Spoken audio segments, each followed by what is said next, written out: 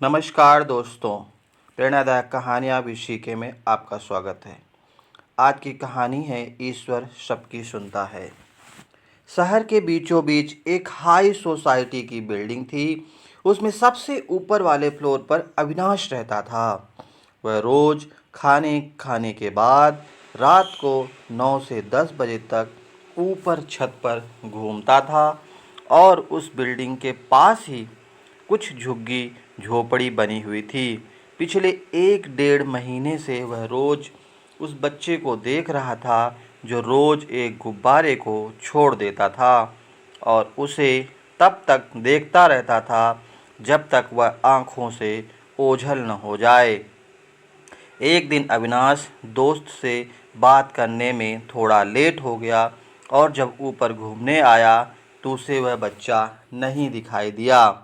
अविनाश ने ऊपर देखा कि कहीं गुब्बारा उड़ता हुआ दिखाई जाए तो उसे वह गुब्बारा पानी की टंकी में अटका हुआ दिखा। अविनाश समझ गया कि यह उस बच्चे का ही है और उसने सोचा कि उस गुब्बारे को निकाल कर उड़ा दूं और वह टंकी पर चढ़ गया। उसने देखा गुब्बारे पर कुछ लिखा हुआ था। अविनाश उसे पढ़कर बेचैन हो गया। उस पर लिखा था कि हे ऊपर वाले, मेरी माँ की तबीयत बहुत ख़राब है और उसके इलाज के लिए किसी को भेज दें। मेरे पास इतने सारे पैसे नहीं हैं। यह पढ़कर अविनाश को रात भर नींद नहीं आई। वह सवेरे उठकर उस लड़के से मिलने चला गया।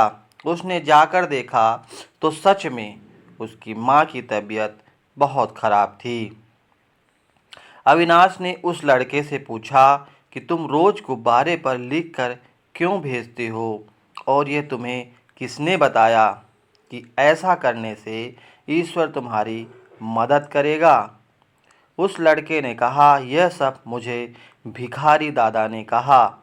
एक दिन रात को मैं आ रहा था तो उन्होंने कहा कि मेरी तबीयत बहुत ख़राब है और मैं भीख मांगने नहीं जा सकता और मैं 2 दिन से भूखा हूँ। क्या तुम मुझे खाना खिलाओगे? तो मैंने उन्हें खाना लाकर दिया तो उन्होंने कहा, बेटा, तेरी मदद ऊपर वाला करेगा। मैंने पूछा, वह सच में मेरी मदद करेगा क्या? दादा ने कहा, जैसे मेरे लिए उसने तुझे भेजा है वैसे ही वह तेरे लिए भी किसी को भेज देंगे। अविनाश ने पूछा, तो गुब्बारे का किसने बोला और तुम रात को ही क्यों छोड़ते हो, दिन में क्यों नहीं? वह लड़का बोला, दादा ने कहा था ना, ऊपर वाला मदद करेगा। तो मैं रोज सोचता था कि उसे तक बात कैसे पहुंचाऊं। एक दिन मैंने गुब्बारे को बहुत ऊंचा जाते हुए देखा तो मुझे यही रास्ता समझ में आया और मैं होटल में काम करता हूँ ना, तो मुझे रोज़ रात को पैसे मिलते हैं, इसलिए मैं रात में गुब्बारा छोड़ता हूँ। उस बच्चे की बातें सुनकर अविनाश की आंखों में आंसू आ गए और उसने उस बच्चे को गले लगाते हुए कहा कि बेटा, वह दादा सही कह रहे थे।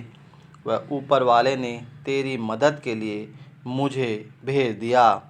और अविनाश ने उसकी माँ का इलाज कराया और उसकी माँ की के प्रति प्यार देखकर उसे बहुत सारी मदद की और स्कूल में भी भर्ती करा दिया। तो इस कहानी से हमें कुछ बातें समझ में आई। ईश्वर उस बच्चे पर खुश क्यों हुआ? उसके माँ के लिए प्यार, गरीब होते हुए भी उसके मन में दूसरे के लिए दया, उसका भोलापन और सबसे बड़ी बात उसका विश्वास, जो उसने 1 डेढ़ महीने तक गुब्बारे में लिखकर ईश्वर के लिए भेजा। यदि ये बातें हम लोगों में भी पैदा हो जाएं तो इसमें कोई शक नहीं कि ईश्वर हमारी तकलीफ़ों में भी किसी न किसी को भेज ही देगा। विश्वास करो, वही ईश्वर हमें हर पल देख रहा है और हमें अच्छे से अच्छा जीवन देना चाहता है। ईश्वर पर भरोसा रखें। राधे राधे। तो दोस्तों ये थी आज की कहानी ईश्वर पर भरोसा। आशा है आपको एक कहानी पसंद आई होगी। इस कहानी से आपने ज़रूर कुछ ना कुछ सीखा होगा। अगर ये कहानी पसंद आई है तो इस वीडियो को एक लाइक कर दें, और अगर चैनल पर नए हैं तो चैनल को सब्सक्राइब कर लें ताकि ऐसी कहानियाँ आपको मिलती रहें। तब तक अपना ध्यान रखिए, हंसते रहिए, मुस्कुराते रहिए। जय हिंद, जय भारत।